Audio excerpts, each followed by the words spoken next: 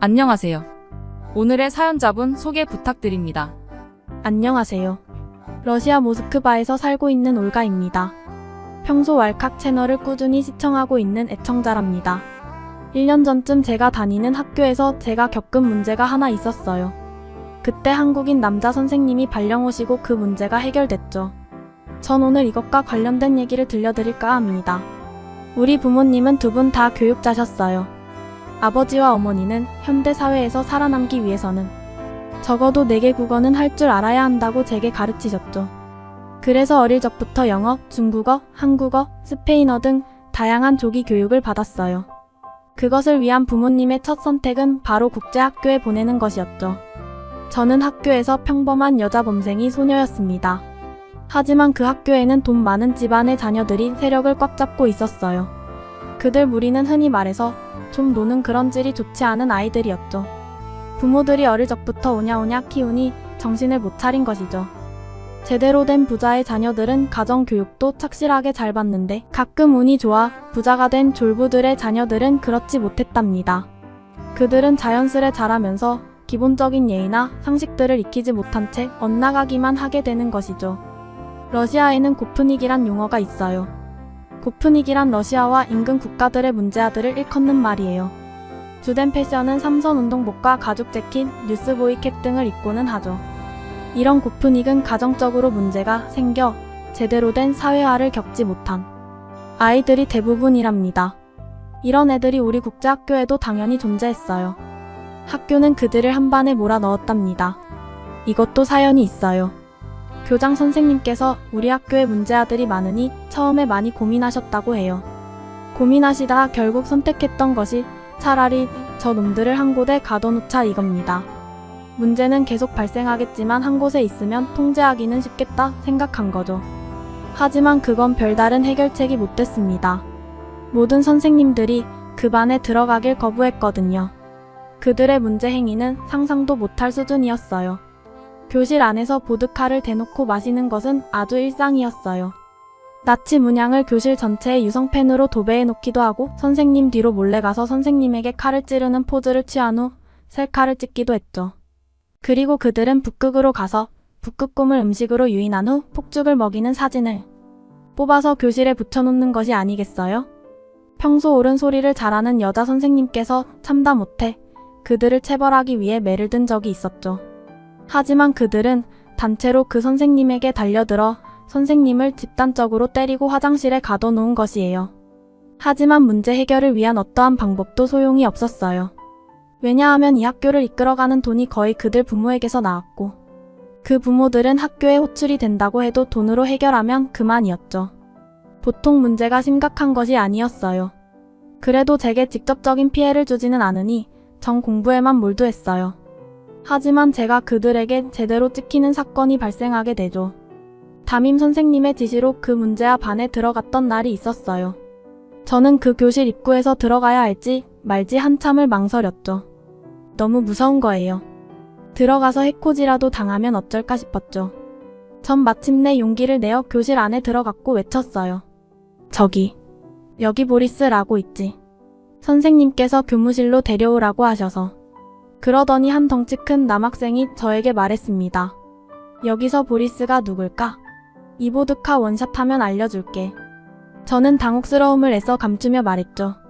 장난치지 말고 보리스가 누구야? 선생님이 불렀다니깐? 제 말이 끝나기가 무섭게 그들 무리는 저를 에워싸기 시작했고 전 하늘을 보는 방향으로 아무 저항도 없이 눕혀졌어요. 너무 무서워서 눈물이 왈칵 쏟아졌고 온 몸에서 식은 땀이 줄줄 흘러나왔답니다. 저는 비명을 지르기 시작했어요. 그러더니 한 남자아이가 제 뺨을 세게 때렸고 순간적으로 기절하듯이 정신이 몽롱해졌어요. 그러더니 제 입에 헝겊 같은 것을 물리고 그 독한 보드카를 억지로 제 입에 넣는 것이 아니겠어요? 정신 차리려 안간힘을 썼지만 소용없었어요. 생전 처음 마셔보는 보드카에 저는 정신을 순간적으로 잃었고 병원에 실려가게 되었습니다. 부모님은 너무 놀라서 일하는 도중에 제가 있는 병원에 찾아왔고 아버지는 엄청나게 분노했어요. 부모님은 학교를 정식으로 고발하게 됐고 그가의 학생들에게 강한 징벌을 내리기 위해 엄청난 노력을 쏟아부었어요.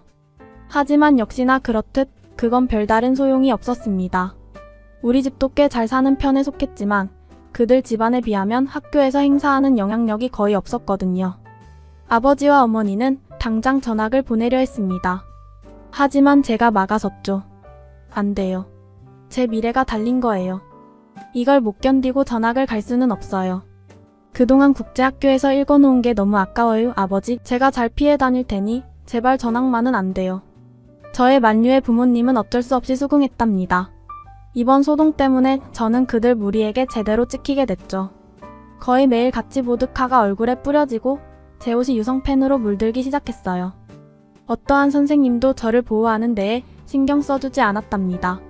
그들에게 보복당할까봐 두려워했으니깐요.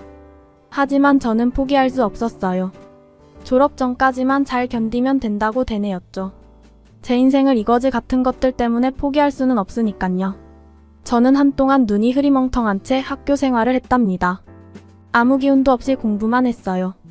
집중이 안 되었지만 그래도 해야만 한다는 생각에 입술을 깨물었죠. 그러던 어느 날이었어요. 되게 잘생기고 깔끔한 인상의 동양인 선생님이 우리 학교로 발령되어 오셨어요. 그 선생님은 한국인이었습니다. 복도에서 선생님들끼리 이야기하시는 것을 들었어요. 학교 선생님들은 그 한국인 남자 선생님에게 문제아 반을 피해 다니라고 당부하더군요. 그런데 그 선생님은 그 소리를 듣고 정색하면서 말하셨어요. 그래서요? 아이들을 바로 잡아주어야 할 선생이 문제 일으키는 아이들을 방치시키며 피해 다니라고요? 이 학교는 그렇게 애들 대합니까? 그 말을 들은 선생님들은 일시에 당황했고 한국인 선생님은 당당하게 그 문제아 반에 수업하러 들어갔죠. 그는 체격도 있고 키도 커서 위압감이 존재했지만 문제아 무리들에게 그것은 아무 위협도 되지 않았어요. 저는 그 선생님이 다소 걱정돼서 수업 시간이 되었지만 우리 반에 안 들어가고 문제아 교실 안을 밖에서 지켜보고 있었어요. 한 남학생이 선생님을 향해 외치더군요. 신입 동양인 선생님, 피부색이 왜 이렇게 노랗게 질렸어요? 보드카 마시고 들어왔어요? 이 소리에 반 아이들은 깔깔거리며 웃기 시작했어요. 그런데 한국인 선생님은 그들에게 지지 않았습니다. 어떻게 알았어? 하얗게 질려서 흐리멍텅해 있는 너네 눈알. 보는 게 구역질 날 것 같아서 견디려고 아침부터 한잔하고 왔지. 취해서 앞이 잘 안 보이니 너네 눈알 잘 안 보여서 다행스럽네? 저는 그 소리를 듣고 눈이 휘둥그레졌어요. 선생님의 안위가 너무 걱정이 되었죠.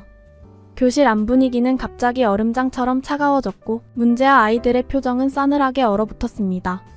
자기들의 말에 저런 식으로 대꾸하는 선생은 처음이었으니깐요. 그들 무리 중 세력 있는 4명 정도가 일시에 일어나더니 선생님을 향해 무섭게 걸어갔어요. 이 선생이 무서운 게 없나 보네? 당신 미쳤어? 그들은 주머니에서 날카로운 나이프를 꺼내 들었습니다. 그리고 무지막지하게 선생님을 위협하기 시작했어요. 선생님의 목 쪽에 칼이 날아가려던 찰나 한국인 선생님은 눈에 보이지 않는 속도로 그들 4명의 목을 탁 쳤습니다. 그러더니 그들은 외마디 비명도 못 지르고 바닥에 꼬꾸라져 버렸죠. 제 눈에 보는 광경이 영화가 아니라 실제 일어난 일이라니 믿기지 않았습니다. 알고 보니 그 한국인 선생님은 한국 특수부대 출신이었던 것이에요. 하지만 그 선생님 집안은 이 학교뿐만 아니라 러시아 자체에서 영향력과 입지가 강한 집안이라 하더군요. 그 문제아 학부모들은 어떻게 한국인 선생님을 건들 수가 없었답니다. 그 뒤로 그 문제아 반 학생들은 겁에 질려 아무것도 하지 못했어요. 어떤 학생은 선생님이 무서워 전학을 가기도 했답니다. 우리 국제학교는 현재 그의 활약 덕분에 조용하고 화목한 학교가 되었어요. 당연히 저의 시련과 고난도 끝이 났고요. 한국 특수부대가 얼마나 대단하길래 장성한 남학생들 넷을 한순간에 쓰러뜨릴 수 있었던 것일까요? 정말 대단하지 않나요? 저는 그 뒤로 한국인 선생님과 친해져서 지금은 제가 제일 존경하는 선생님이시랍니다. 저같이 보통의 학생에게는 누구보다 친절하고 아낌없이 배움을 주는 선생님이거든요. 졸업을 하더라도 선생님과는 계속 연락할 것 같아요. 선생님 너무 감사합니다. 거들먹거리는 학생을 한순간에 제압한 한국인 선생님 너무 멋진데요. 기본 안 되어 있는 학생에게 무력이 필요할 때가 분명 있죠. 지금까지 왈칵이었습니다. 감사합니다.